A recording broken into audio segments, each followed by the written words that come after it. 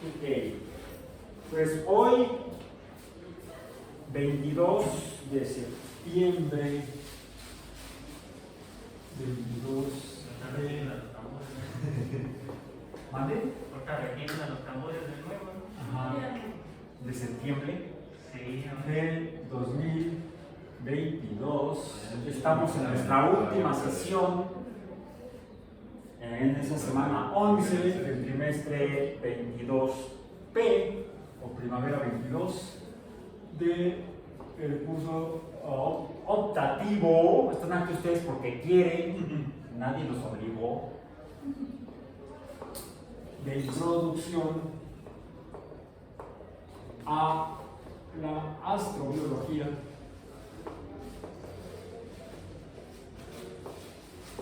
Publicado oficialmente como temas selectos de biología experimental 2. ¿Okay? Por si les interesa, hay un segundo curso sobre astrobiología. Habría que solicitarlo a la coordinadora, a la coordinación de la Instituto de Biología Experimental, que es el de tópicos selectos de astrobiología. Principalmente lo enfoco a los tópicos relacionados con exoplanetas. Nos enfocamos a los exoplanetas. Sería de más que al sistema solar. hasta que sigue, ¿no? Sería en 2 trimestres, porque el que sigue ya está programado. Sí. Y ya tengo la carga de 3 cursos que voy a dar. Biomatemáticas 1, física biológica toca, y, perdón, déjame terminar, y ecología para CBI. ¿Para qué es biomatemáticas? Es biomatemáticas 1 para la licenciatura en biología, la licenciatura en hidrobiología y la licenciatura en producción animal. Los biólogos y los hidrobiólogos llevan además un segundo curso que es biomatemáticas 2. La temática de biomatemáticas 1 es básicamente teoría de conjuntos y teoría de conjuntos, funciones y límites de funciones. También la última parte son sucesiones, que son series y secuencias, o secuencias y series numéricas. Eso es biomatemáticas 1. Biomatemáticas 2 formalmente es cálculo diferencial e integral, aunque empieza con una introducción sobre las sucesiones numéricas, las secuencias y las series numéricas como antecedente al cálculo infinitesimal. Entonces eso serían casi equivalentes temáticamente biomatemáticas 1 a precálculo de la licenciatura en biología experimental y biomatemáticas 2 a cálculo. Aunque veo más completo, curiosamente, en cuanto al cálculo diferencial e integral, el curso de biomatemáticas 2 que el de cálculo de biología experimental. Sí, por eso lo llevamos diferencial. Solamente llevan diferencial. Y muchas de las leyes y principios de las ciencias biológicas se explican por medio, algunos por medio de diferenciales, y otros, la mayoría se explican o se relacionan con integrales, con cálculo integral. Entonces están incompletos. Sí. Tienen que ponerse a estudiar por su cuenta, con la pena. Yo no entendí Bueno. ni cálculo. ¿Mande? Yo no entendí ni cálculo. No, otro problema es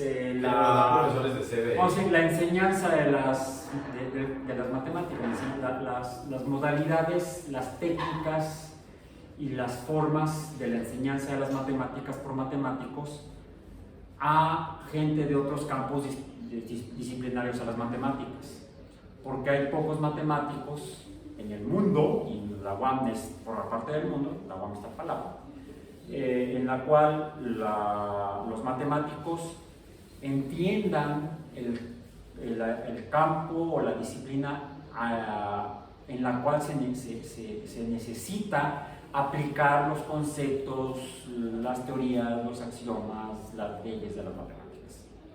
Entonces, lo que dan son cursos de matemáticas para matemáticos. Entonces, vaya con Dios, José. Uy, sí, porque la neta no le entendía. No, cuando estudié matemáticas en la licenciatura y que llevé 4 cursos, me pasó lo mismo. Realmente empecé a entender las matemáticas hasta después de terminar la licenciatura.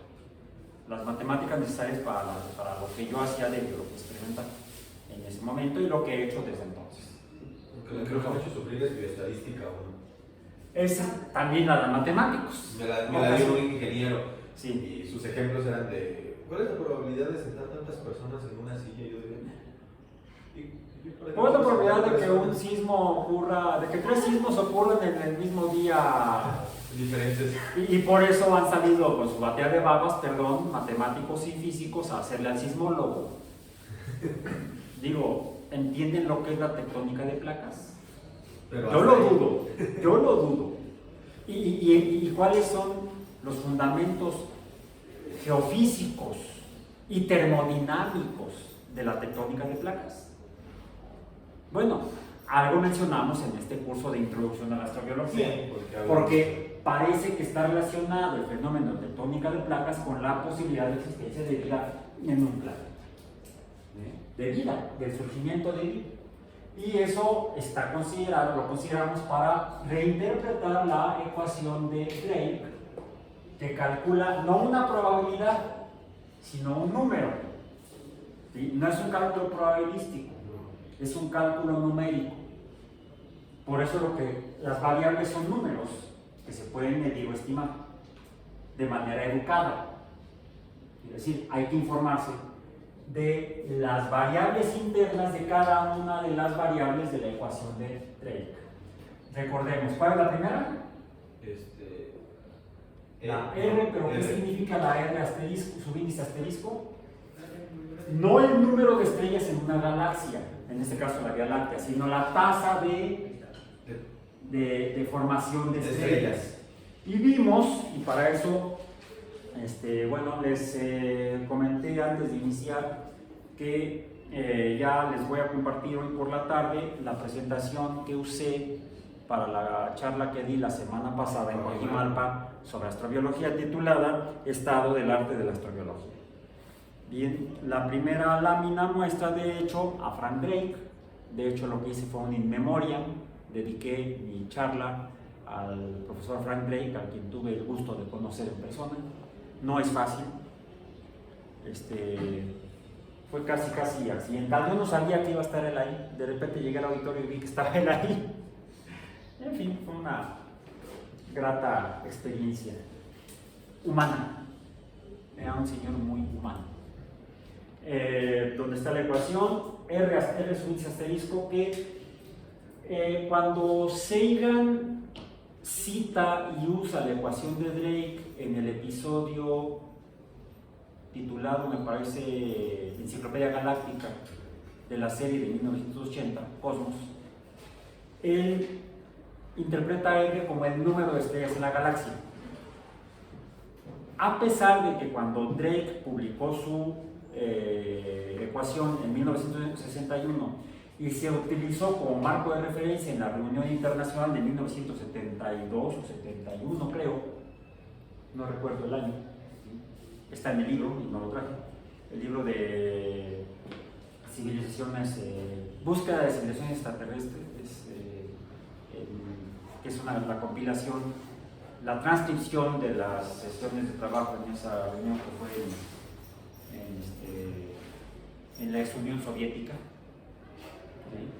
No recuerdo si fue en Moscú o fue en otra ciudad.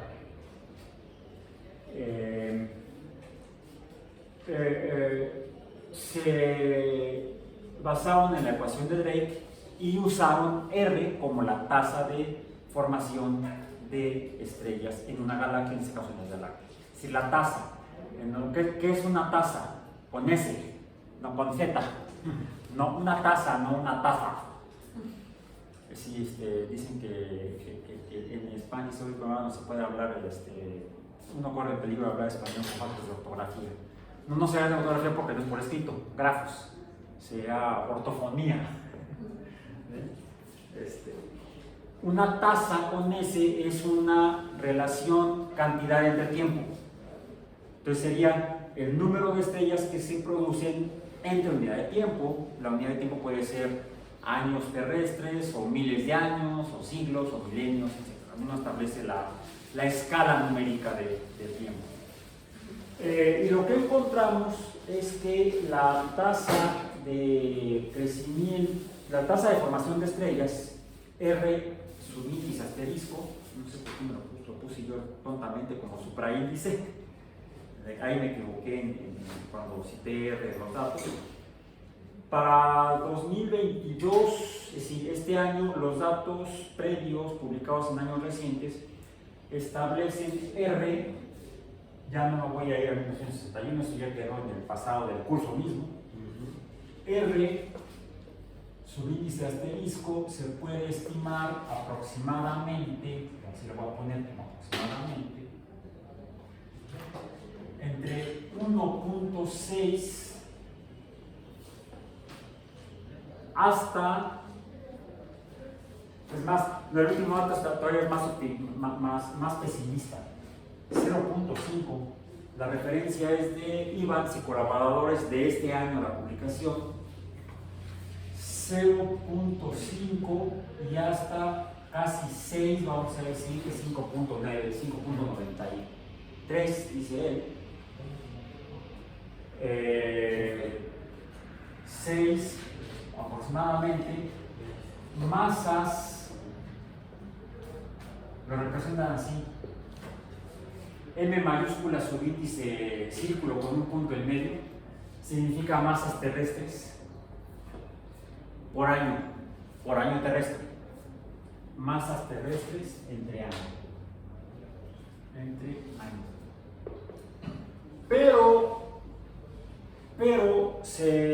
una publicación de hace 2 años por parte de Berstedt y colaboradores muestra datos tomados del estudio de galaxias, un estudio sí estadístico de galaxias, que sugiere que la tasa de formación de estrellas en las galaxias no es ni homogéneo ni constante a lo largo del tiempo de existencia de una galaxia, desde que se forma hasta su estado actual, o quizás hasta la muerte de la galaxia, o su transformación, porque a veces se transforman las galaxias porque colisionan entre sí. ¿Sí?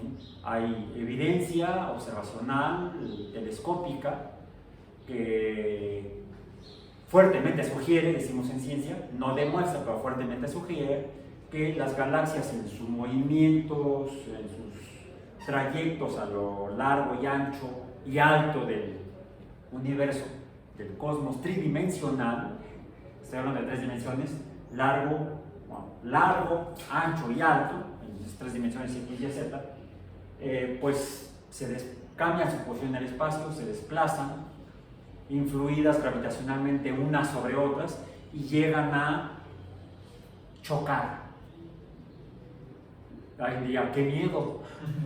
Las observaciones que han hecho no han mostrado que, aunque es una posibilidad, y quizá exista la manera de calcular la probabilidad, existe la posibilidad de que en ese encuentro entre galaxias, pues, estrellas pudieran físicamente interactuar, colisionar sus masas plasmáticas, vamos a decir, porque son gases ionizados, son plasmas.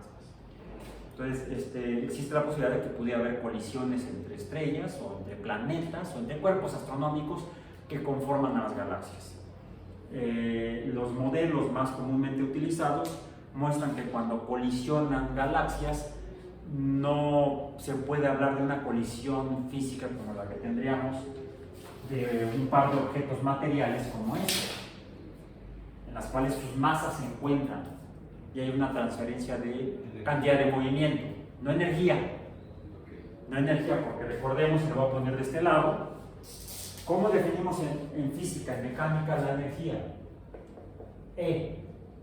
Digamos la energía mecánica. La definimos como la capacidad de una fuerza para producir un motor. Una fuerza F multiplicada por la longitud desplazada, la distancia involucrada, que es el trabajo. Por supuesto, todas estas cantidades son vectoriales y el trabajo es vectorial, por lo tanto la energía sería vectorial, la energía mecánica es vectorial. ¿Bien? Entonces, la energía mecánicamente es la capacidad de una fuerza para producir trabajo. Y cuando colisionan dos cuerpos de masas m, ¿cuál es el fenómeno que tenemos? Una masa 1 colisiona con una masa 2. ¿Cuál es la variable que interviene aquí? Entre paréntesis, bueno, punto y coma, recordemos que la fuerza mecánica es el producto de la cantidad de una masa que cambia su movimiento como aceleración, donde vector A es el cambio, la derivada de la velocidad en función del tiempo. Entonces, esta A. ¿Cuál es la variable que relaciona la colisión entre masas?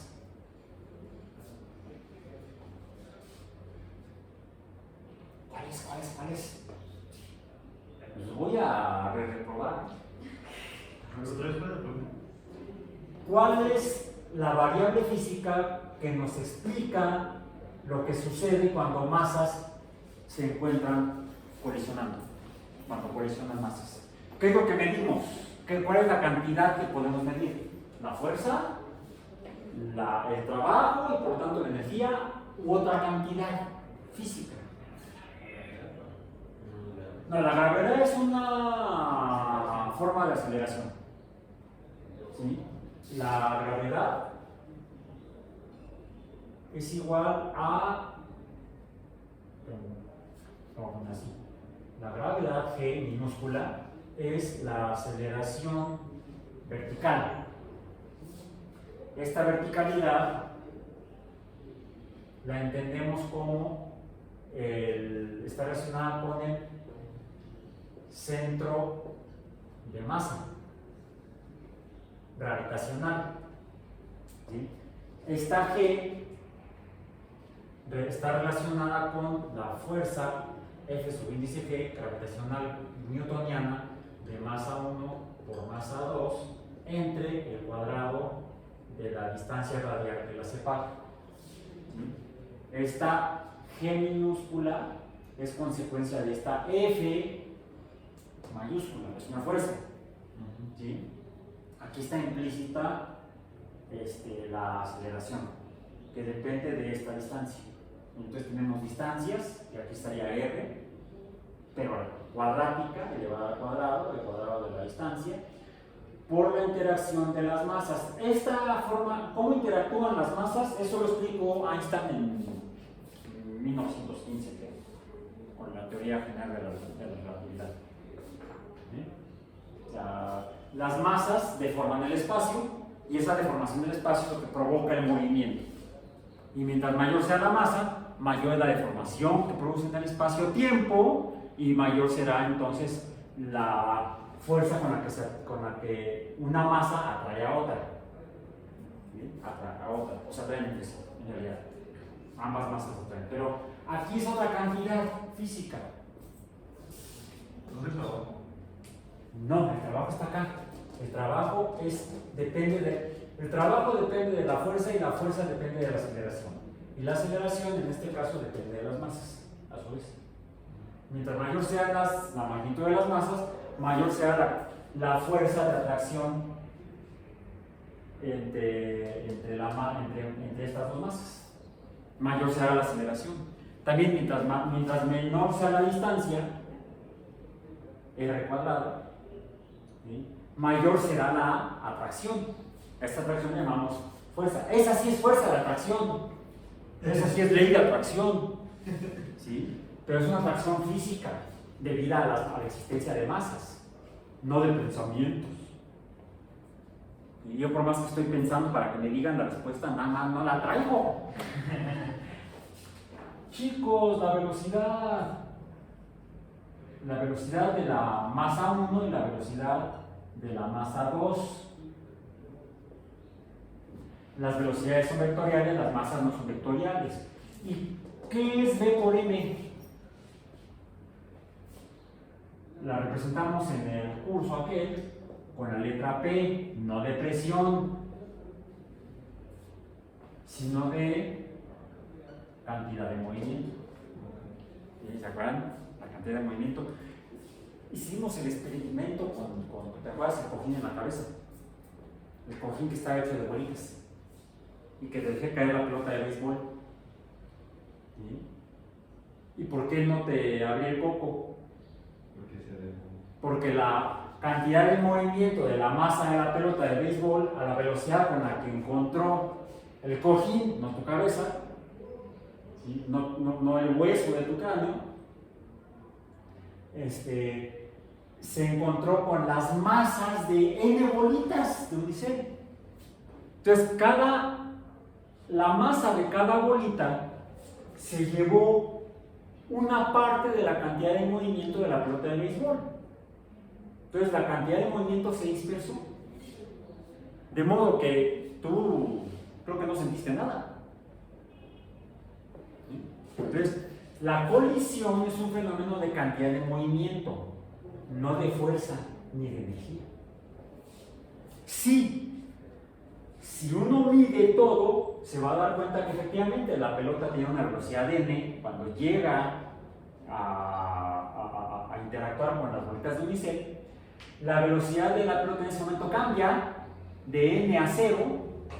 Hay por lo tanto un cambio de velocidad, desaceleración, y hay por lo tanto una aceleración negativa, una desaceleración. Por lo tanto, se hay la fuerza, pero surge después, surge en el momento en que cambia la velocidad. Las bolitas de unicel se ponen en movimiento, cambian su posición en el espacio. Recordemos nada más para cerrar aquí el montón de variables. Tenemos entonces que la velocidad vectorial es igual a el cambio, no es de minúscula, es x, está x de acá, es el cambio vectorial de la posición del movimiento, de la posición de la masa en función del tiempo. El cambio de posición en función del tiempo de la velocidad. Entonces, las bolitas de unicel que estaban en posiciones fijas en el espacio, al interactuar con la pelota, o la pelota interactuar con ellas, cambian su posición, pasan de velocidad 0 a velocidad n, pasan a una velocidad distinta de 0, distinta del reposo, y al haber cambiado la velocidad se dio una aceleración en cada bolita de unicel. Entonces sí, empiezan a moverse, cambia su aceleración y sí hay una fuerza implícita, pero surge después del cambio en la velocidad de movimiento. Este fenómeno, cuando tenemos dos masas que se encuentran, se llama colisión, ¿sí? E incluso podemos medir en cuánto tardó en moverse cada cosa, y entonces podemos calcular el impacto. La velocidad de impacto. No, el impacto. El impacto es la cantidad de movimiento entre el tiempo. Y entonces cuando Entonces sería las galaxias, dp entre dt es igual al impacto.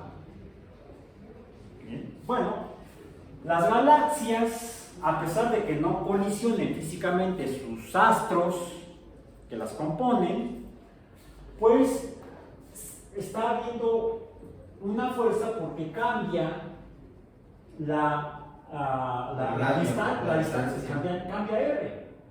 Y el radio promedio, pues, tendríamos que acudir al centro de masa de la galaxia.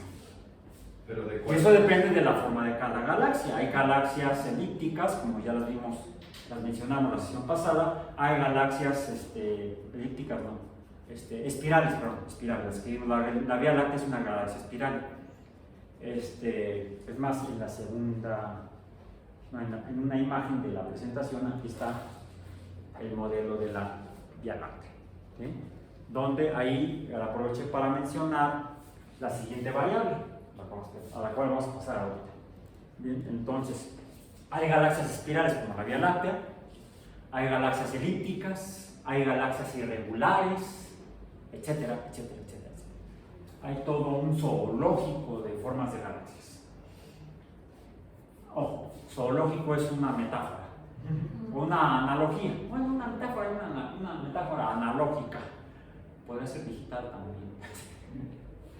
Ese fue un juego tonto de palabras. Bien, ok. Entonces, esto es cuanto a la parte física. Los datos, mencionaba yo, recientes de R, su índice asterisco va desde 0.5 estrellas de masa solar al año.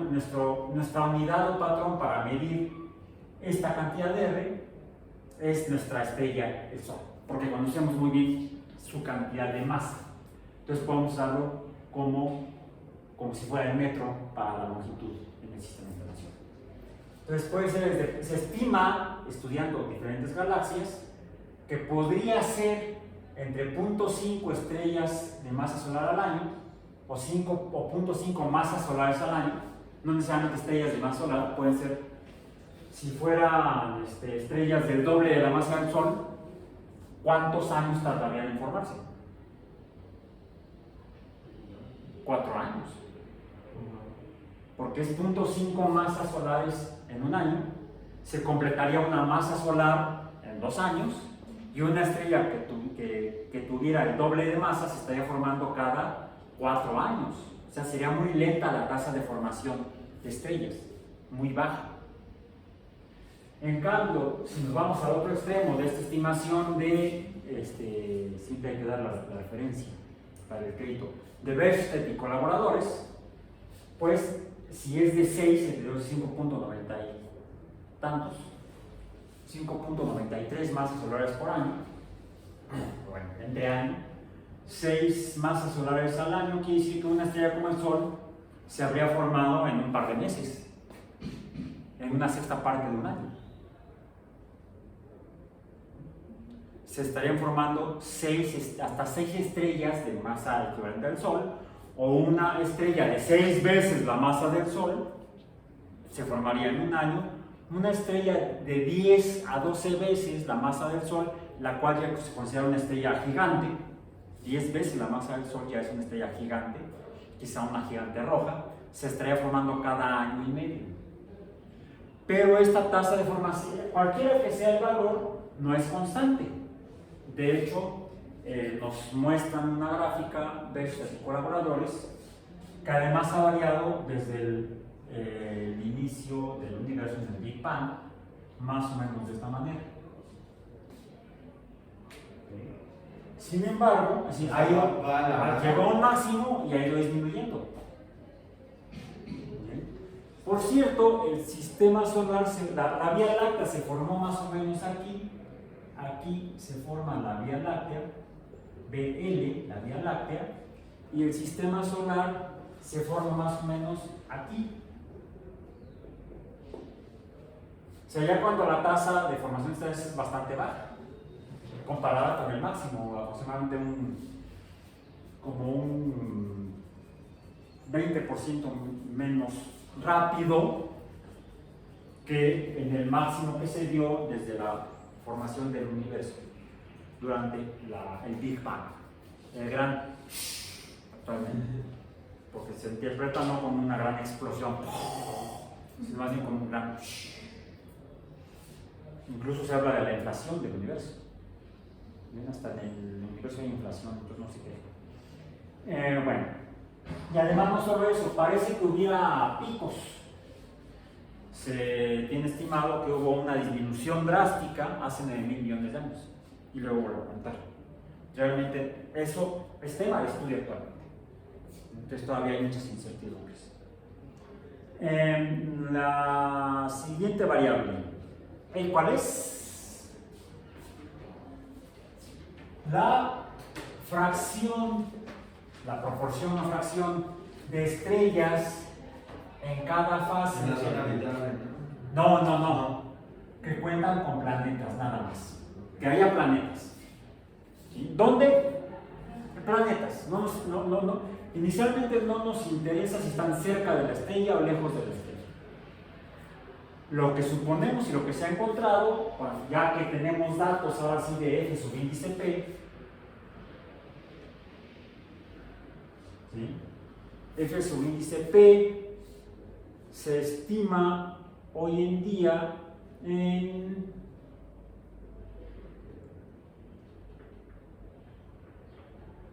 aproximadamente, es más, lo voy a poner así, porque es una estimación aproximada, a pesar de que ya se han medido más de 5,000. Tengo aquí el dato. A la semana pasada, el lunes de la semana pasada, se habían identificado, contado, confirmados 5,084 exoplanetas en la Vía Láctea.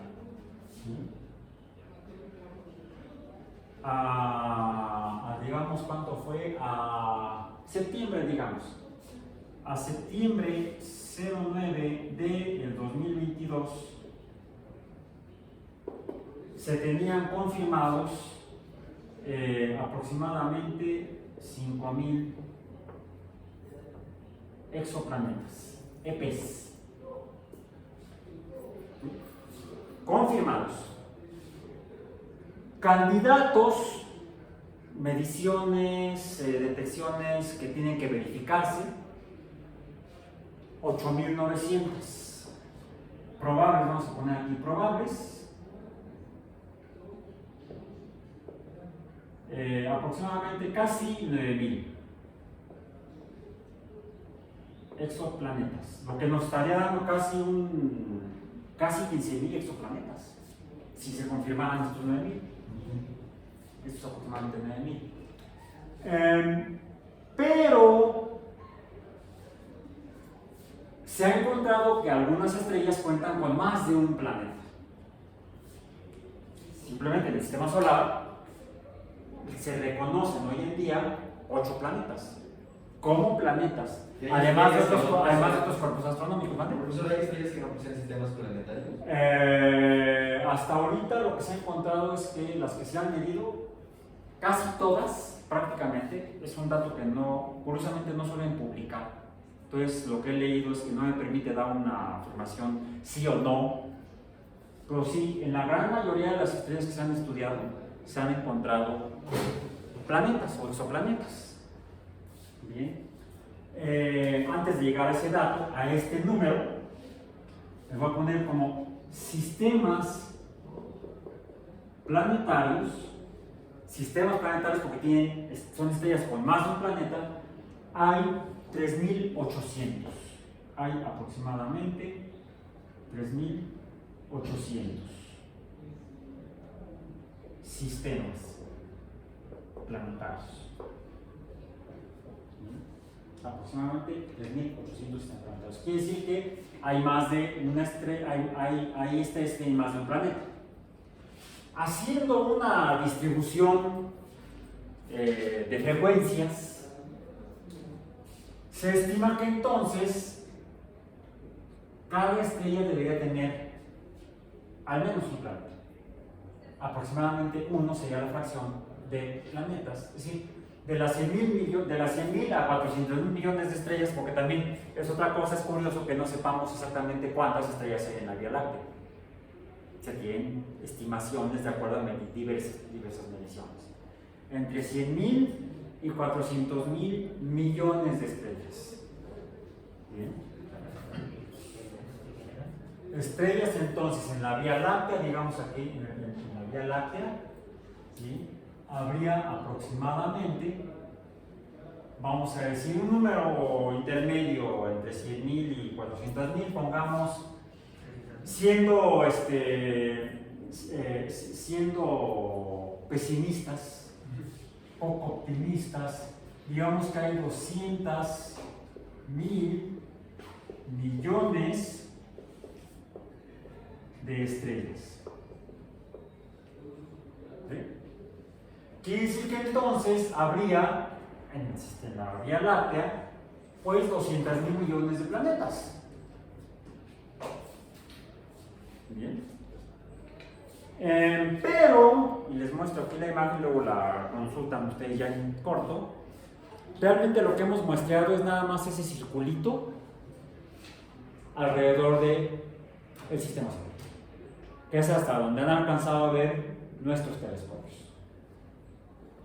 Entonces, lo que sí podemos hacer es usar los métodos que usamos en biología, en ecología, cuando hacemos estimaciones de poblaciones. Hacemos un muestreo y teniendo una idea de la distribución, de la topología, la topografía, de la distribución de recursos en el ecosistema correspondiente, podemos hacer una estimación probabilística o estadística del número de organismos que formarían una población. Considerando cuál sería, si fuera un círculo homogéneo la Vía Láctea, podríamos hacer una estimación muy rupestre, muy directa, de si en esta área, en este circulito, hay 5.000 planetas o 3.800 sistemas planetarios. Podríamos entonces, en un círculo mayor, que sería lo podemos calcular a partir del diámetro de la Vía Láctea, cuyo diámetro es de aproximadamente 100.000 años luz, 100.000 años luz el diámetro de la Vía Láctea, pues podríamos entonces calcular cuánto sería el diámetro de la Vía Láctea. Sería, hay que multiplicar 100.000 por 3 por pi. ¿Sí? Entonces, si la Vía Láctea tiene un radio, un diámetro de 100.000 años luz, recuerden que año luz es una medida de longitud, no de tiempo.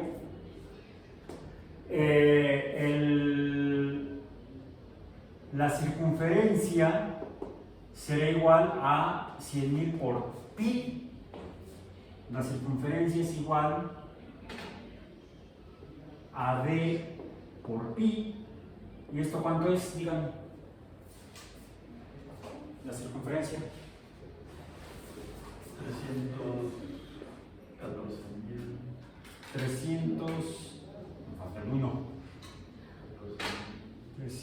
3.14, 15, 92, 64 con 5 ceros, ¿no? A partir del aquí. Entonces serían 314.264 años luz. La circunferencia. Pero debemos calcular el área para poder hacer una estimación estadística de cuántos planetas habría. Entonces necesitamos calcular el área de un círculo. ¿Y cuál sería el área? Pues es pi, no por el diámetro, sino por el radio elevado al cuadrado. ¿Y esto cuánto es? Si el diámetro es la mitad, si el diámetro es 100.000, el radio sería 50.000. 50.000 al cuadrado, ajá, por pi,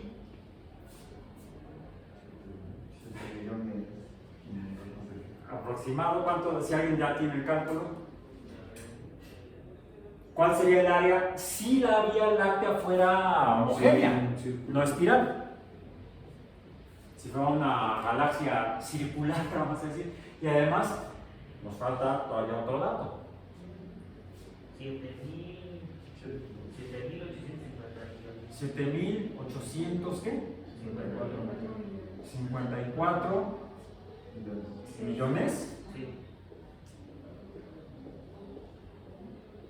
de años luz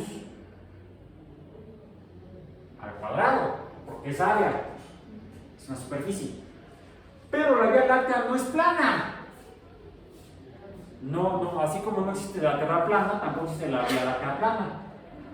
Necesitaremos conocer el espesor, porque sería no un disco, sino sería como un cilindro plano, un cilindro de baja altura. La verdad no sé cuánto mide, pero podríamos entonces calcular el volumen de la Vía Láctea. Bueno, es un buen ejercicio que pueden hacer después. ¿Okay? Conociendo el volumen, pues simplemente hacemos una distribución de estos 5.000 planetas, o más bien los 3.800 sistemas estelares, y quizás nos vayamos no por cuántos planetas haya, que sería la variable de Drake, sino por el número de sistemas planetarios, aunque necesitaríamos, de acuerdo a la ecuación original de Drake, el número de planetas para estimar el número de civilizaciones tecnológicas con capacidad de telecomunicaciones, que es lo que es este número. Bueno, según la ecuación de Drake, la siguiente variable, ¿cuál sería? El número de planetas ecológicamente viables. Pero en el curso hemos encontrado, hemos revisado datos que surgieron no en 1961 cuando Drake publicó su ecuación, sino a partir de 1979, sí, 1979, cuando la Voyager 1 en particular, pasó por Júpiter, tomó un montón de fotos y entre esas fotografías nos proporcionó imágenes cercanas, ya no telescópicas, de los satélites galileanos. Y esas fotografías mostraron que 3 de los 4 satélites galileanos tienen superficies heladas formadas por hielo, de agua, porque puede ser hielo o material sólido de otros compuestos químicos.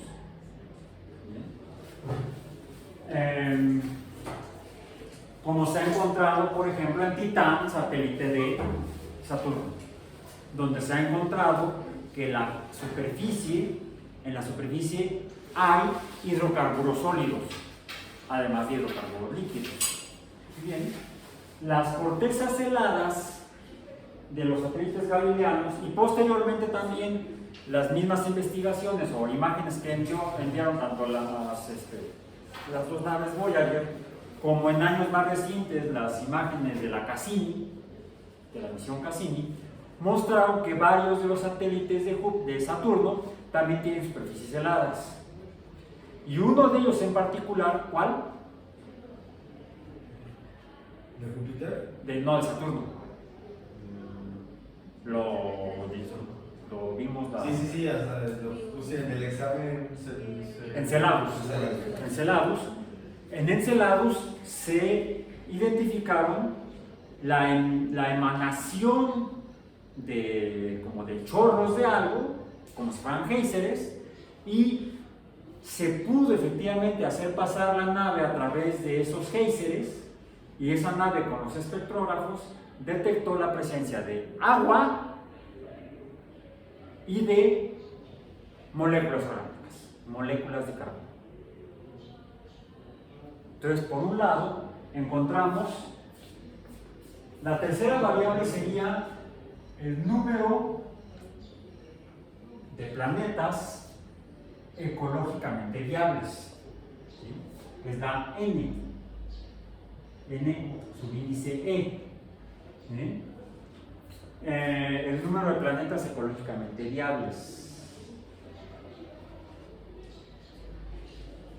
Ok. A ver.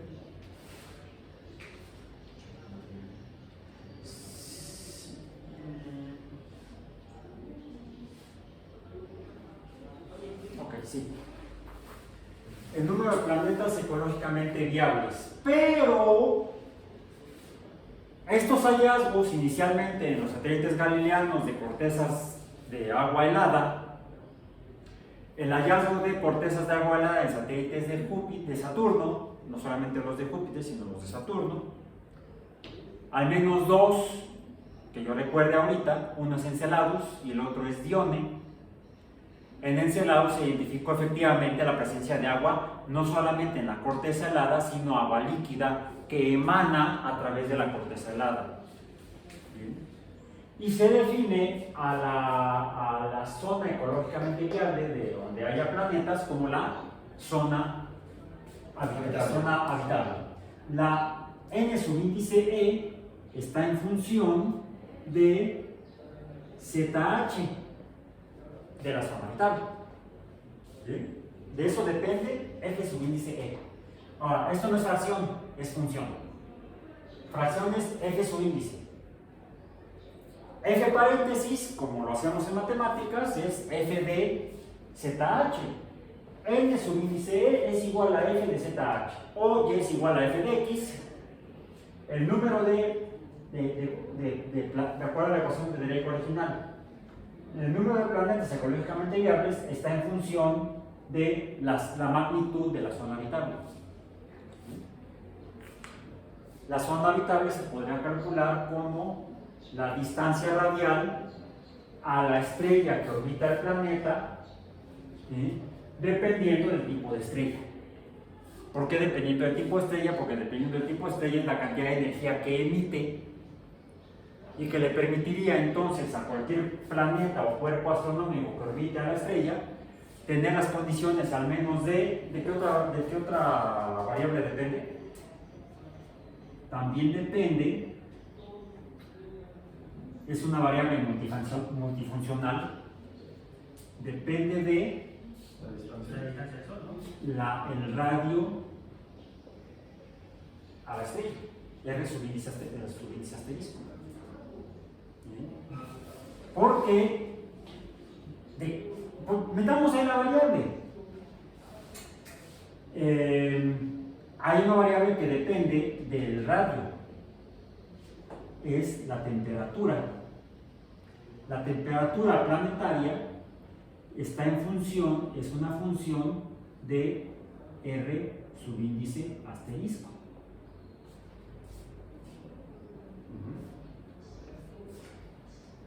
En realidad deberíamos poner entonces, para que esto suene coherente, la variable que nos interesa es la temperatura planetaria, vamos a decir.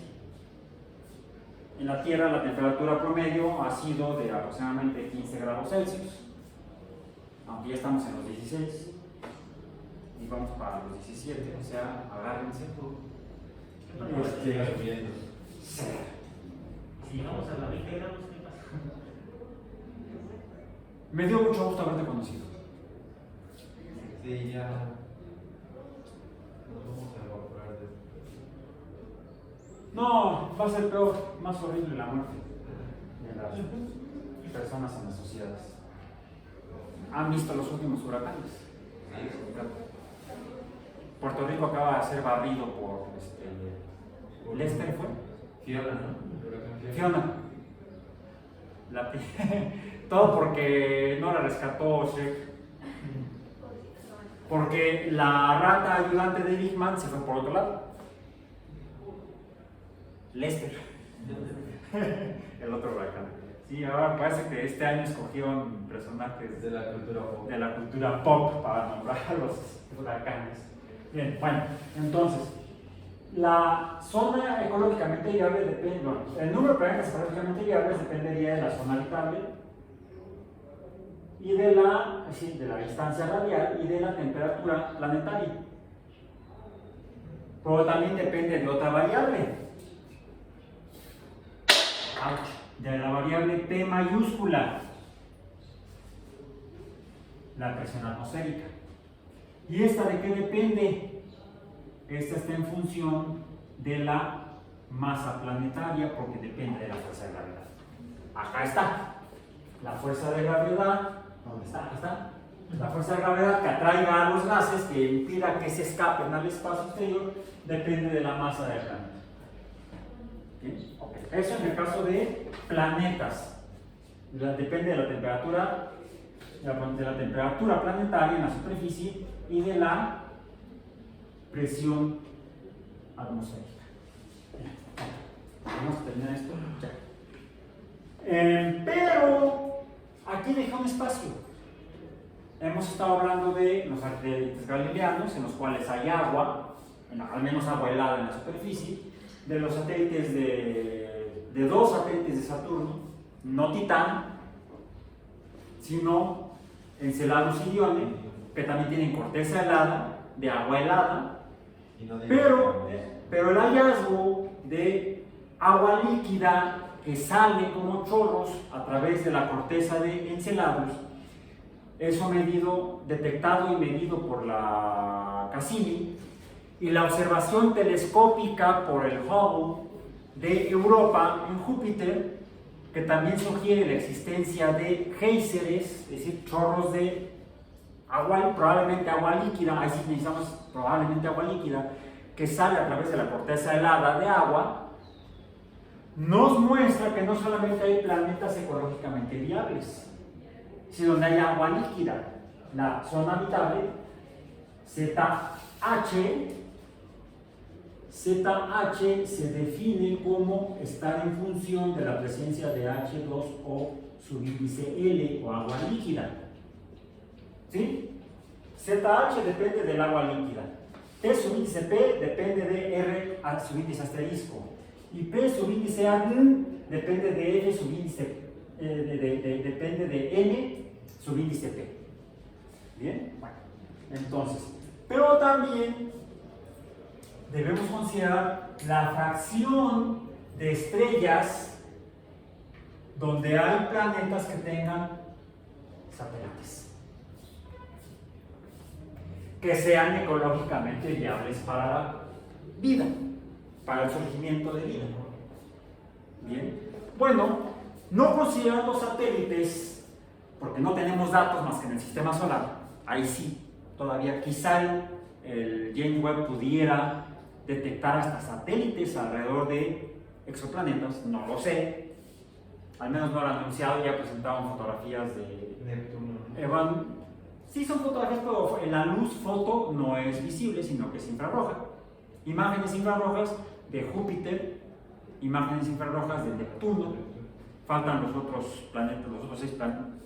Podría tomar imágenes infrarrojas de la Tierra, porque está en Lagrange, Lagrange 1, Lagrange 4, no, está en un punto de Lagrange, no está en órbita terrestre, está en órbita de un punto Lagrange, de tarea, ahí averíguenlo, googleenlo, bien. Entonces, N subíndice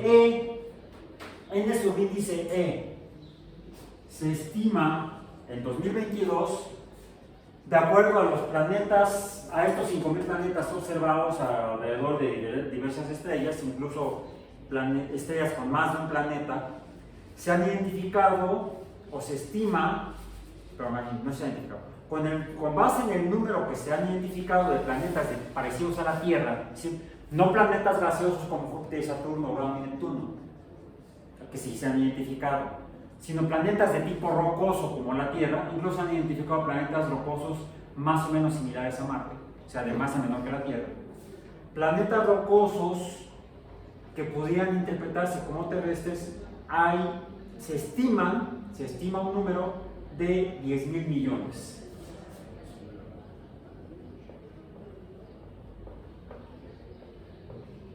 $10.000 millones de planetas de tipo terrestre.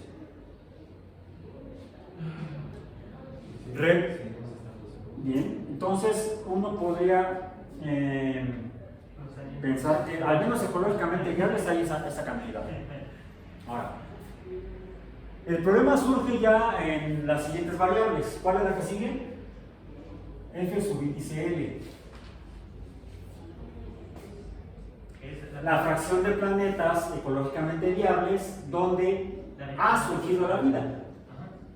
Bueno, F subíndice L no sabemos. Drake hizo una estimación, estará luego la consulta en la presentación, porque les puse ahí los datos que estimó Drake.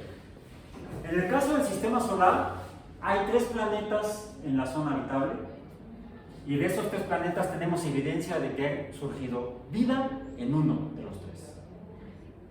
Entonces sería una octava parte.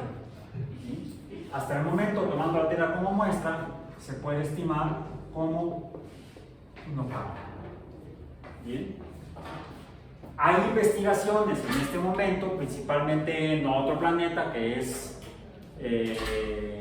Marte, donde está tratando de averiguar si surgió vida, más que si hay actualmente. Hay un riesgo que sí hay actualmente porque la hayamos contaminado. Pues, ¿cuántas naves han enviado? Algunas que han llegado bien, otras que se han embarrado. Si no se esterilizaron perfectamente, podrían haber sembrado microorganismos en la superficie marciana. Algo así de idiota hicieron un grupo de israelíes en la Luna. ¿No eran chinos? No. Un grupo de científicos, ingenieros israelíes enviaron una nave a la Luna con la intención, una nave robótica con la intención de aterrizarla y hacer algún tipo de investigación. Y después nos enteramos que se les ocurrió incluir, no sé cuál era la justificación del experimento, bastante irresponsable. Se les ocurrió incluir una muestra de osos de agua. Tardígrados. Y tardígrados. Los tardígrados fueron otros. En fin, ok. Pero también debemos considerar a los satélites. Ahorita recordamos que hay una misión en construcción en este momento, en desarrollo, que es la misión Europa Clipper, para investigar en un satélite que es ecológicamente viable para la vida, si hay evidencia de que pudiera haber vida. Al menos que sugiera. Bien. ¿Cuál es la siguiente variable?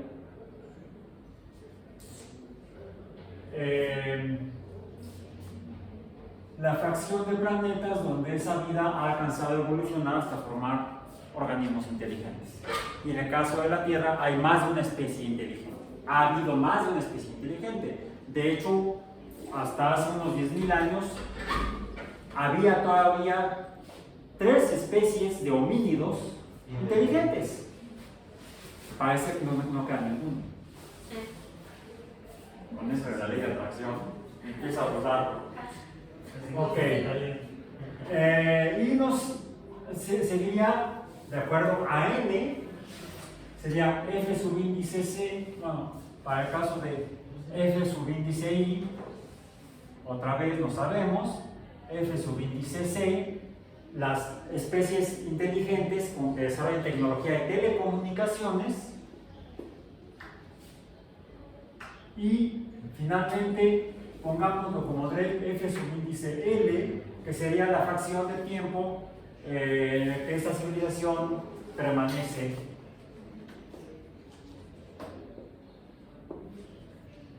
en existencia.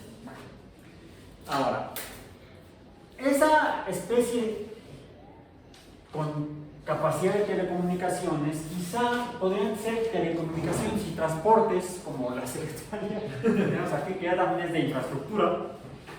Bien, podemos hablar de comunicaciones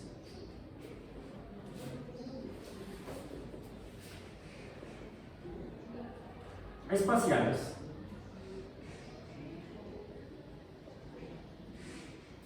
pero también de la cual esta principalmente es a través de radiocomunicaciones, electromagnetismo, pues puse H sub índice, H por H nu, la constante de Planck, que nos habla de la energía que hay en un cuanto de energía radiante electromagnética, porque usamos las ondas de radio en particular para comunicarnos a través de walkie-talkies, telégrafos inalámbricos, todavía existen, quizás son juguetes actualmente, no todavía existen,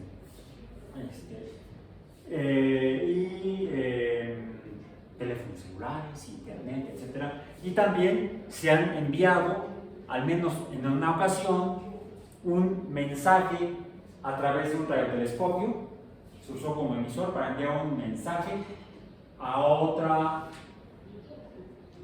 probable civilización que exista en la Vía Láctea. Investíguenlo, por favor. ¿Cuál fue ese mensaje? También está el disco, ¿no? Un disco de Los luz. discos de- Ah, es que eso sería transporte. En este caso tenemos las comunicaciones espaciales, un ejemplo es el mensaje de Arecibo, se envió desde el radiotelescopio de Arecibo que se desmadró el año pasado, creo. Sí, esta fue la culpable. La gravedad terminó colapsando por problemas ecológicos, estando en la isla de Puerto Rico, un ambiente tropical muy corrosivo, terminó colapsando la antena, el receptor colapsó sobre la antena y pues, les pasó lo mismo que a nuestro edificio de ciencias biológicas, se dañó y hubo que demolerlo. Era más caro de ponerlo. Nada más que lo que no han conseguido ellos y nosotros sí es el dinero para reconstruir. Bien, entonces el ejemplo es el mensaje de Arecibo. Un mensaje de comunicación espacial de radio. La otra es el transporte, la transportación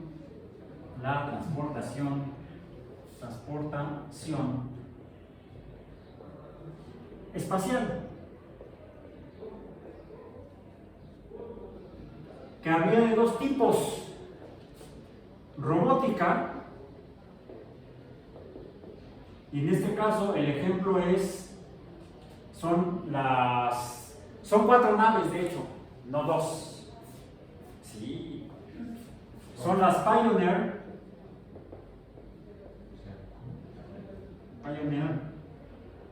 10 y 11, y las Voyager 1 y 2. En las Pioneer se envió una placa diseñada por la segunda esposa de Carl Sagan, por Linda Salzman. Búsquenla, por favor, y vean cuál es el mensaje.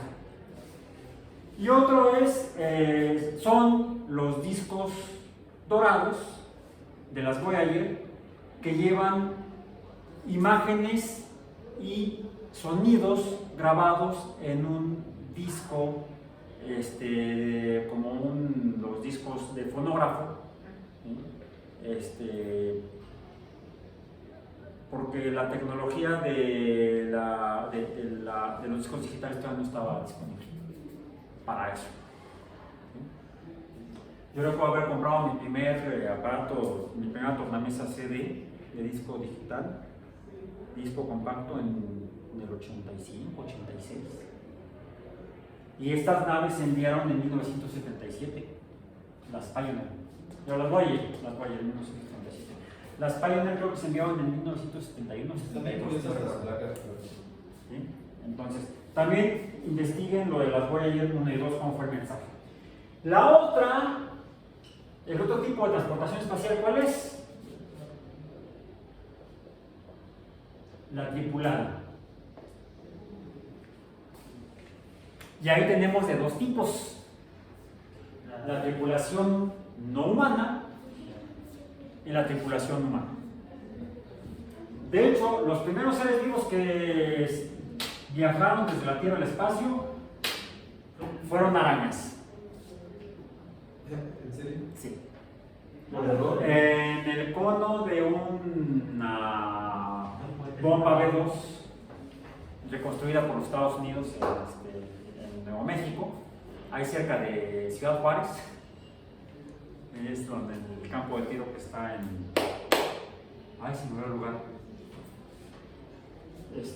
Está en Nuevo México. Se lanzaron de manera experimental, se empezaron a reconstruir bombas B-2 que habían traído de Europa, de Alemania, y empezaron a experimentar, primero a ver cómo funcionan, cómo se lanzan, y finalmente dijo, bueno, sería interesante ver si es posible que seres vivos sobrevivan al viaje en un cohete. Y lo primero que se experimentó fue con arañas. Y llegaron arriba de la línea von Karman, que es lo que se ha aceptado como el límite de la atmósfera hacia el espacio exterior. La Fuerza de los Estados Unidos maneja otro parámetro. La línea von Karman. Profesor, ¿puede preguntar cómo supieron que ya saben hasta dónde llegaron las arañas? Porque les pones instrumentos, por ejemplo, barómetros. Conforme más te separas de la superficie de la Tierra y menos atmósfera, la presión disminuye. Entonces puedes hacer un cálculo de la altura en función de la presión.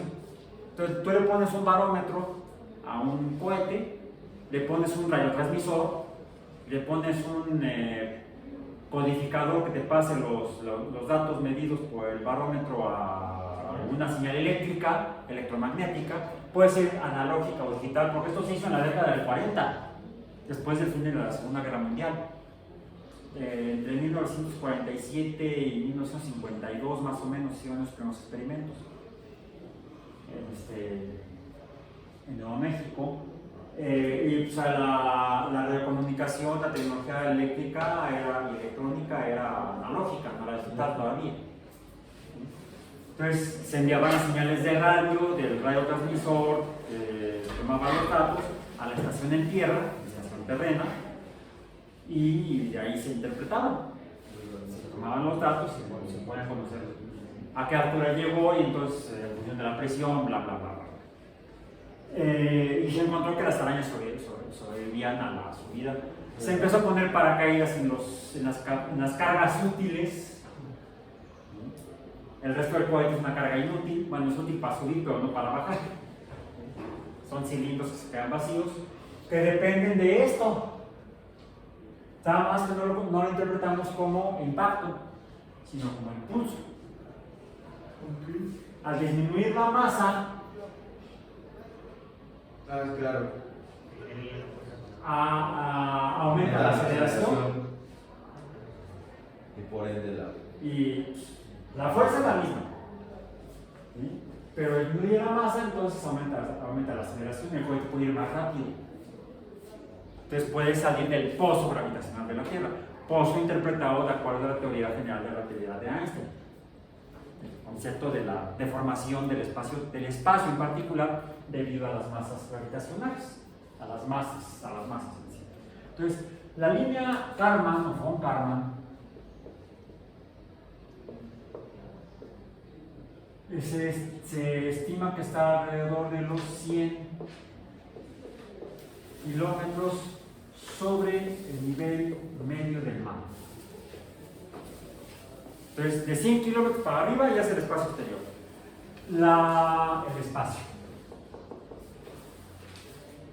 El espacio extraterrestre.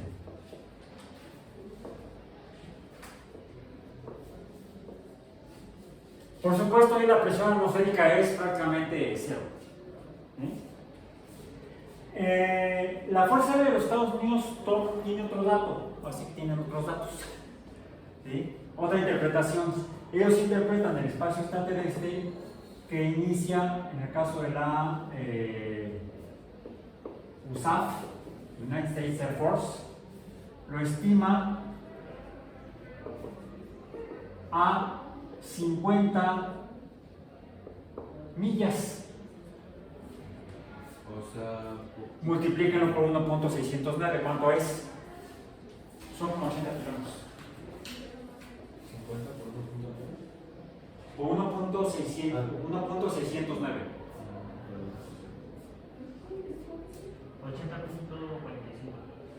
80.45 kilómetros. O sea, se dan cuenta, es una diferencia de 20 kilómetros, un 20%, no es mucha la diferencia. De hecho, en los Estados Unidos, certificado por la Fuerza Aérea, a cualquier persona que pase los 80.45 kilómetros se le reconoce como astronauta y se le da su PIN.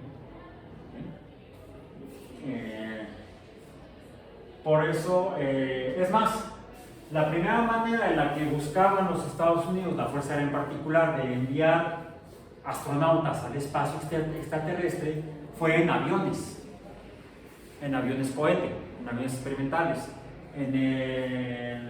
A finales de la década del 50, a principios de la década del 60, sobre todo en la primera mitad de la década del 60, en el avión experimental X-15, que era un avión cohete, era un cohete con alas.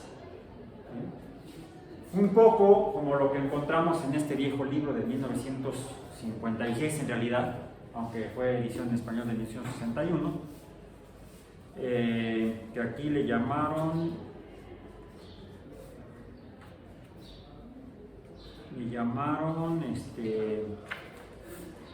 mis primeros conocimientos de viajes interplanetarios. Viajes entre plátanos. Texto de ilustración de Jim Bendick. ¿Dónde qué es lo que muestra para viajar al espacio?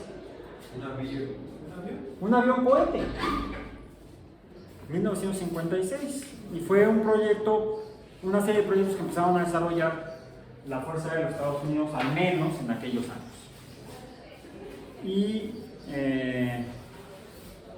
nada más como datos históricos, vean aquí el modelo del sistema solar entonces. El Sol, la órbita de Mercurio, de Venus, de la Tierra, de Marte, los asteroides, la órbita de Júpiter, de Saturno, de Urano, de Neptuno y de Plutón acá arriba. En 1956 se interpretaba, se reconocía a Plutón como un planeta. Y dice aquí mencionan las lunas o satélites. Júpiter se le conocían 12 lunas o satélites, Saturno 9, Urano 5, Neptuno 2, Marte 2, la Tierra 1. Mercurio, Venus y Plutón no tienen lunas, o no tienen satélites, no se sabía en 1956. Y ya hemos visto cómo en Plutón hay, primero ya no se reconoce como planeta, ya sabemos más cómo es, tiene una superficie helada, donde hay agua y nitrógeno helado, nitrógeno helado. Ya se sabía que para ir allá arriba se requería la fuerza disponible más fácilmente en cohetes, que por ejemplo, según interpretó el siglo anterior, en el siglo XIX, Julio Verne, con un cañón. ¿Sí? Fue con cohetes cuando finalmente se lanzaron primero arañas y luego otros organismos, de hecho macacos, monorhesus. Pero todos esos son vuelos parabólicos que sí llegaban arriba de 100 kilómetros, pero no alcanzaban la velocidad de escape para orbitar la Tierra. Eso fue hasta 1957, cuando se logra enviar en 1957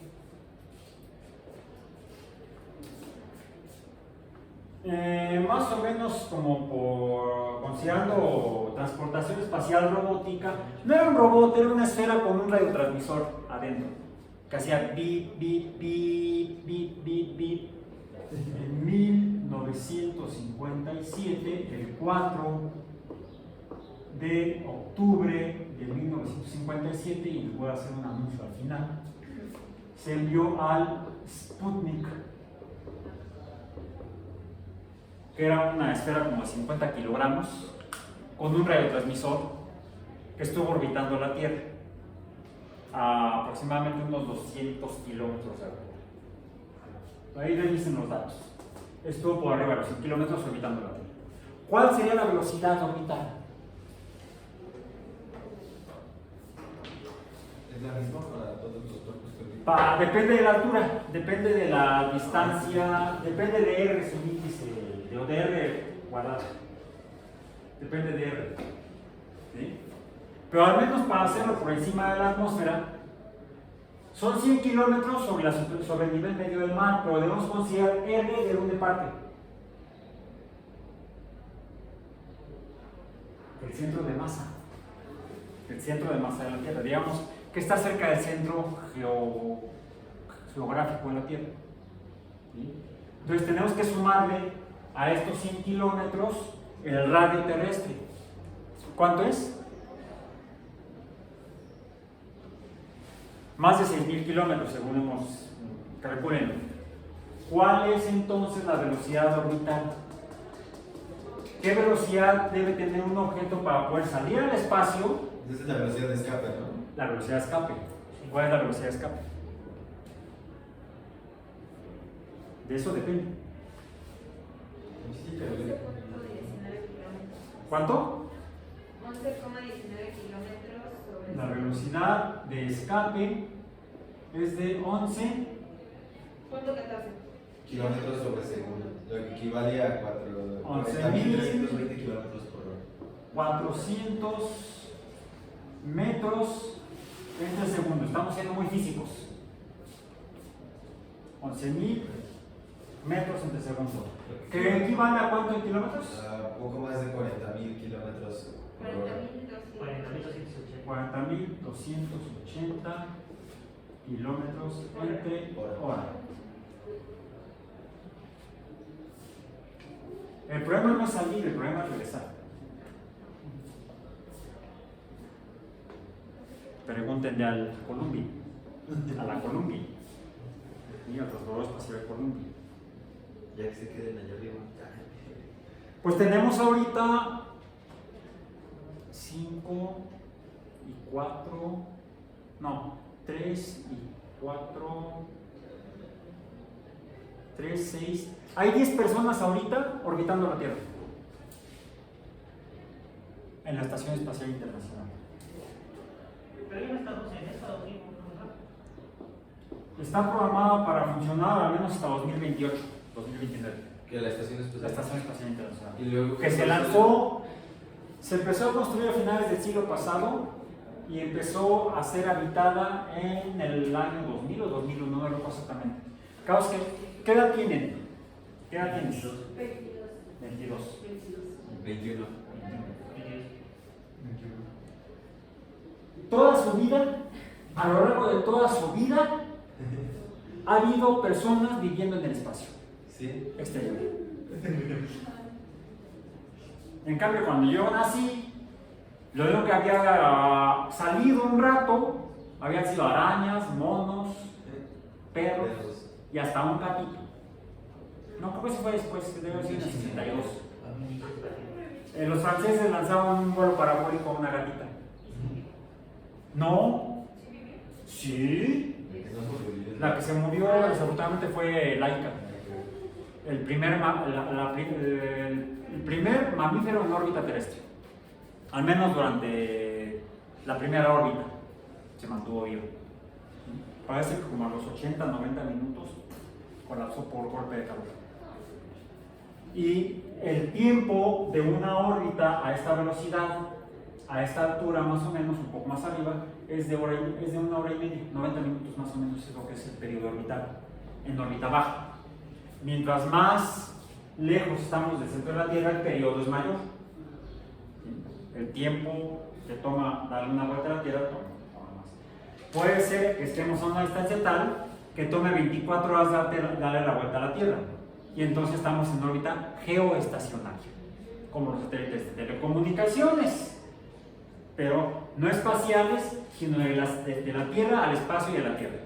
Son satélites de telecomunicaciones terrestres.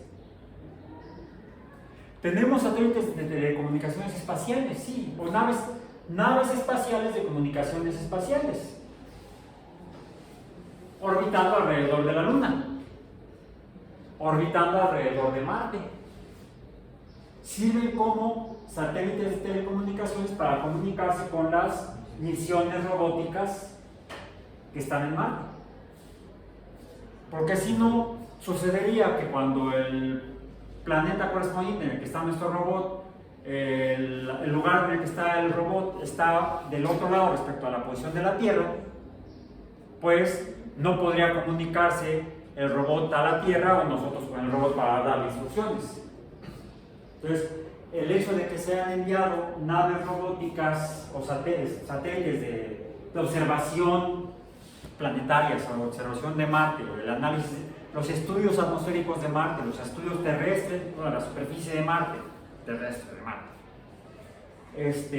también están funcionando como satélites de telecomunicaciones de los manejadores, de los ingenieros y científicos de las misiones, con las misiones de investigación robótica en la superficie marciana y en la Luna. China en particular envió un robot rodante, una misión robótica no tripulada a la Luna, al lado oculto de la Luna. ¿Y cómo obtienen la información del robot si está del otro lado? Pues que también enviaron una nave robótica que está en órbita lunar y que funciona como satélite de telecomunicaciones del centro de control en Beijing, creo que está en Beijing, la verdad no sé, con el robot que está en el lado oculto de la Luna y sigue operando. También enviaron previamente otro robot al lado visible de la Luna. ¿Bien? Entonces hay hoy en día misiones de varios países robóticas en la Luna y en Marte también. En Marte hay, al menos operando ahorita, 3 robots rodantes. 2 de los Estados Unidos, Spirit y Opportunity ya se murieron. Están Curiosity y Perseverance. Y un robot, un helicóptero, un robot volante de ala móvil, sería técnicamente el nombre. Un helicóptero es un instrumento volador de ala móvil. Las alas se mueven y lo impulsan, generando fuerza de ascensión o presión ascensional.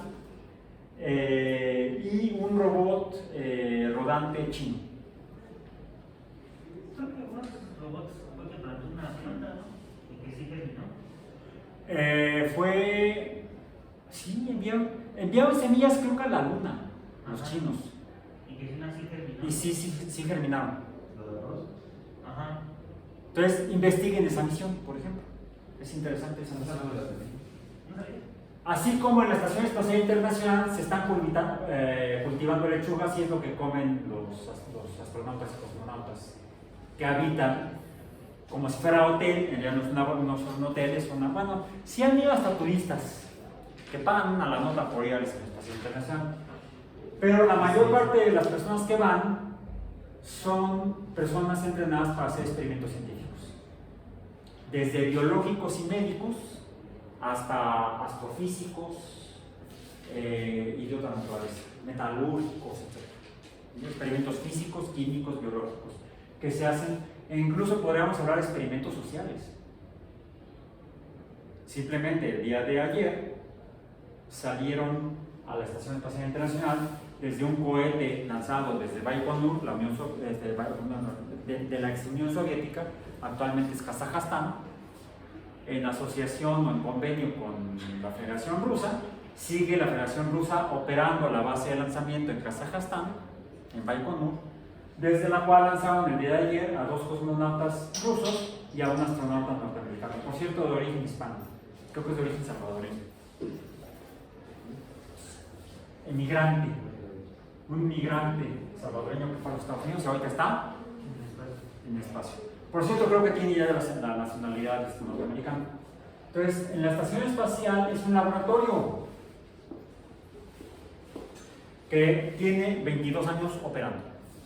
¿Y qué pasa cuando termine la vida útil de la estación? Pues va a ir desarmando y se van a ir arrojando sus partes a este tipo de velocidad para quemarse en la atmósfera, y lo que no se alcanza a quemar que caiga en el basurero espacial que tenemos en la Tierra, en el Océano Pacífico.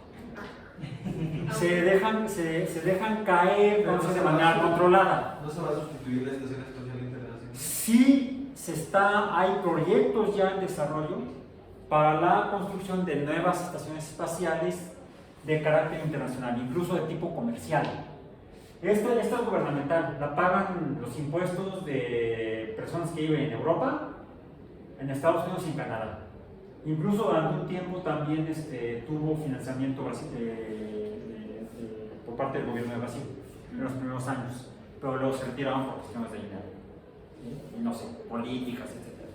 Pero han estado trabajando desde hace 22 años, al menos los Estados Unidos, Rusia, Canadá, España, Francia, Alemania, Dinamarca, Reino Unido, etcétera, etcétera, etcétera. ¿Sí? Las agencias congregadas en la Agencia Espacial Europea son de las que pagan lo que se hace en la Estación Espacial Internacional. También empresas privadas han pagado experimentos en la Estación Espacial Internacional, y por eso es que hay ahorita en desarrollo proyectos para la construcción de estaciones espaciales privadas, tanto de carácter científico, para desarrollar investigación científica y tecnológica, para la obtención de nuevos productos para la gente en la Tierra. Desarrollar actividades en el espacio no es solamente por amor a la ciencia, es útil y es negocio. Se han generado medicamentos nuevos, por ejemplo. En la investigación médica, biomédica que se ha hecho, se han descubierto nuevos fenómenos, por ejemplo, que suceden en los microorganismos cuando están en esas condiciones. Por ejemplo, se ha encontrado que a nivel médico el sistema inmune se deprime, cosa que no se sabía entonces, en 1956. Sí, ya sabíamos que era muy fácil, era más práctico si hacíamos cohetes de tapas donde la carga inútil se descartara para poder a menor costo llegar hasta allá arriba. Los cohetes de etapas, ya en la década del 50 se tenían contemplados. Cohetes de etapas. La forma de lanzar a la gente, ¿por qué los lanzan acostados y no como aparecen? ¿Se han visto algunos de los dibujos con los que se ilustró de la Tierra a la Luna y alrededor de la Luna, de Julio Verne? No solamente fue un cañón, una bala de cañón, sino que iban sentaditos. Y eso se descubrió desafortunadamente durante la Segunda Guerra Mundial en pilotos de combate, sobre todo de aviones de combate, de aviones caza, los Spitfires británicos, los Messerschmitt alemanes, los montón de aviones que tuvieron los japoneses y los norteamericanos, que cuando se iban persiguiendo en esas peleas de perros, le dicen unos contra otros, se van persiguiendo y cuando una forma de tratar de escapar era clavarte, picarte. Y entonces, además de G, le agregabas otra A, sumabas aceleraciones. Y el problema es cuando la aceleración llegaba a unas 6 veces la aceleración de gravedad. ¿Qué pasaba? Pues que iban sentados en el avión. Y en la maniobra de escape se producían aceleraciones muy grandes que provocaban que el flujo sanguíneo, la masa de la sangre, se acelerara en sentido inapropiado. ¡Fum! De la cabeza a los pies. ¿Qué sucede? A ver, párense ya rápido. No lo hagan. ¿No les ha pasado que de repente se paran rápido por algo? Está la alerta sísmica.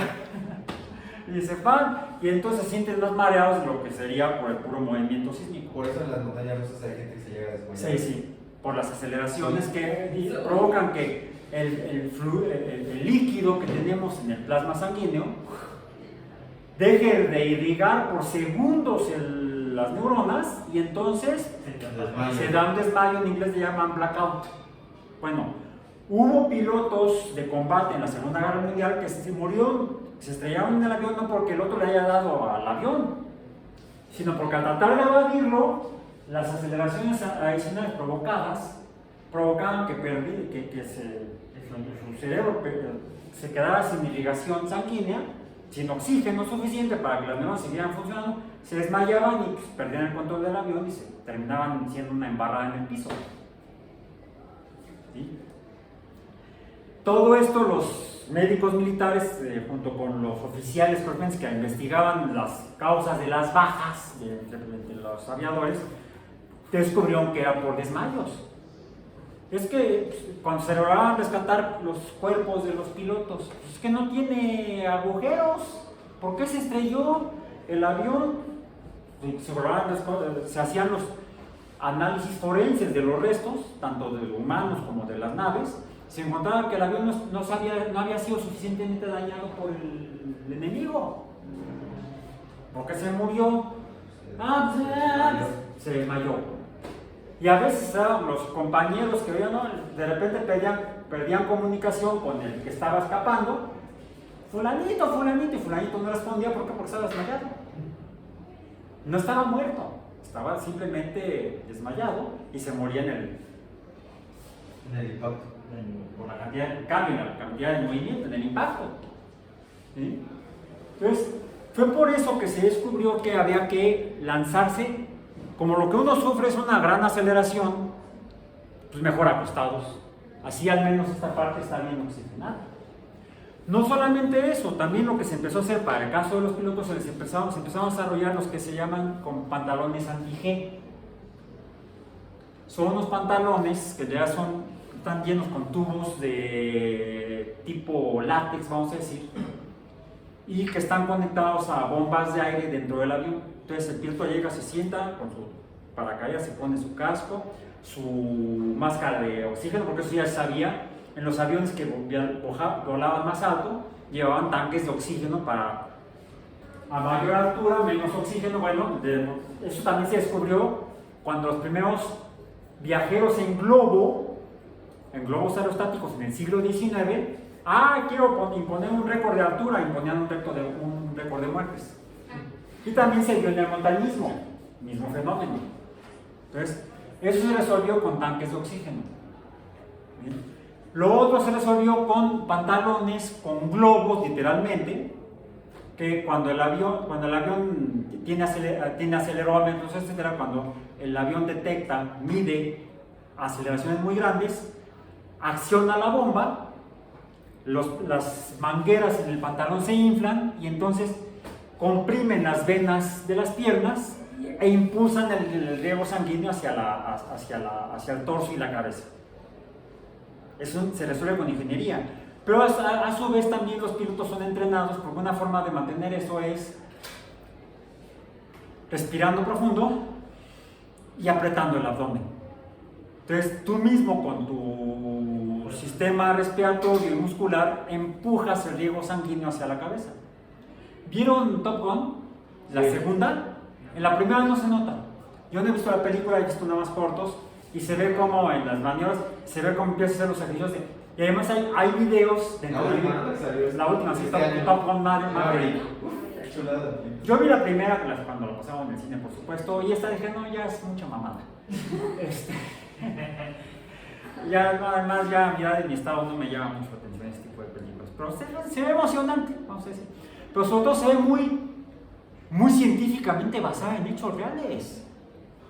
Está bien hecha la película, lo que yo he visto en esa parte. Lo demás es un churrazo, está bien para las palmitas de maíz. Además, más propaganda. ¿Bien? Ok. Entonces, con los trajes anti-G fue como se resuelve el problema en los aviadores. Con los astronautas se desarrollaron lo que son los trajes de vuelo, que no son trajes espaciales.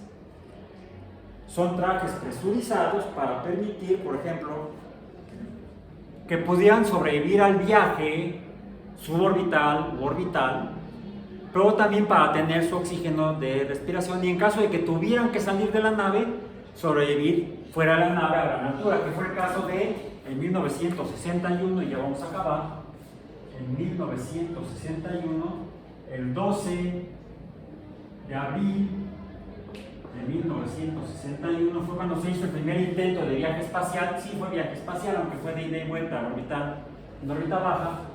Fue Yuri Gagarin de la Unión Soviética, quien fue el primer humano en órbita terrestre. Que por cierto, algunos no se lo quieren reconocer porque al regresar a la Tierra, la nave, que era una esfera, no estaba diseñada para aterrizar con el piloto adentro porque se podía dañar. No tenía sistemas que amortiguar el trancazo al aterrizar. Entonces, me parece que como a 30 kilómetros de altura se abrió la compuerta de la nave espacial, de la cápsula, y fue eyectado y cayó en paracaídas, él por un lado y la nave por el otro. Aterrizaban muy cerca los dos, en las estepas de Siberia. Bien. Pero fue el primer humano que salió de la Tierra, más allá de la línea Kármán, y le dio una vuelta a la Tierra, una órbita. Un mes después, casi un mes después, el 5 de mayo, celebramos la batalla de Puebla y los Estados Unidos lanzaron a Alan Shepard en un vuelo suborbital. Antes que él enviaron a un chimpancé, a Ham, en el mismo tipo de vuelo suborbital. Esa imagen está en internet, la tengo yo por parte de la UAM, luego les digo dónde está para que la descarguen, que no lleva traje, con escafandra. Iba dentro de un cilindro presurizado y llevaba él un traje anti-G para chimpancé. Llevaba su traje de vuelo anti-G, no con casco o escafandra. Por cierto, traje espacial en ruso se dice escafandra. Curioso, ¿no? Bien. Formalmente, estos trajes ya fueron modificados a partir de trajes de vuelo de los pilotos norteamericanos que viajaban en los cohetes experimentales, en los aviones cohetes experimentales. Que ese tipo de traje había sido desarrollado, de hecho, por la Navy. ¿Sí? El traje Mark IV, creo que se llama. En fin. Pero ya lo que es formalmente un traje espacial no es un traje espacial. Es una nave espacial antropomórfica individual. Porque no solamente lleva un sistema de soporte de vida que lleva tanto una cantidad de oxígeno para respirar, sino un sistema para absorber el dióxido de carbono, filtros de litio, de hidruro de litio para absorber el dióxido de carbono y que no se intoxique el astronauta adentro con sus propios gases de exhalación, que podrían provocar un blackout. Eso también sucede. Sucede en buceo también, por ejemplo. Hay blackouts también en buceo, por cambios de presión y por problemas de respiración. Sino que también llevan sistemas de control de temperatura. De hecho, ¿por qué los trajes para estar afuera son blancos? Para reflejar, para tener un efecto de albedo y que no se sobrecalienten más todavía. Tiene un sistema, y de hecho tiene un sistema de refrigeración. Hoy en día, bueno, un sistema para que se caliente, no un sistema de refrigeración. Porque lo que puede pasar adentro del traje, como van adentro de un globo, ¿qué pasa cuando se cierra la chamarra? Esa chamarra que tengo yo es un adiabático tremendo. Te puedes entrar en golpe de calor. Entonces necesitas un sistema de refrigeración adentro del traje. Es una nave espacial. Incluso los que usaron para caminar en la luna. También eran blancos, aunque regresaron grises de polvo lunar. ¿Sí? Para la reflexión, lo que tenían atrás era el sistema de soporte de vida, como su control de temperatura, telecomunicaciones, etc. ¿Son coronas como de papel oro? Son varias capas. ¿Pero es papel oro, no? Parece papel, no es exactamente papel. Hay un día que es papel aluminio. Lo interesante es que les dije que parecen globos, sí, porque se inflan por el... Y de hecho le pasó al primer humano que salió al espacio, de su nave espacial en el espacio. No recuerdo la fecha, pero fue Alexei Leonov, el primero en salir de su nave espacial al espacio. El problema fue que su traje se infló. Y los guantes, los cuales no se consideraban originalmente, porque no se sabía cómo hacerle, entonces vean lo que se conseguía en 1956. Un brazo, una manga, con un sistema para manipular herramientas internas. De hecho, esto sí existe, pero para trajes de alta presión en el buceo de alta profundidad, donde no se usan trajes flexibles, sino que se usan trajes de titanio. Es como una nave antropomórfica. Y para poder trabajar y manipular, tienen ese tipo de instrumentos, no tienen guantes. Se vio que efectivamente se puede trabajar con guantes en condiciones de espacio extraterrestre. Eso es en cuanto a los viajes tripulados. Y se sigue trabajando, se ha avanzado muchísimo, actualmente hay naves hasta privadas, SpaceX, la Crew Dragon, y con eso terminamos. Termino con un anuncio. El 4 de octubre de cada año se celebra por convocatoria de Naciones Unidas la Semana Mundial del Espacio. Y tenemos programado un evento para el 18 de octubre, porque el 4 de octubre estamos de vacaciones. Entonces va a salir el anuncio para que estén pendientes. Nos vemos el próximo martes para la evaluación global y quiero que hagamos una sesión de preguntas y respuestas. Por hoy terminamos.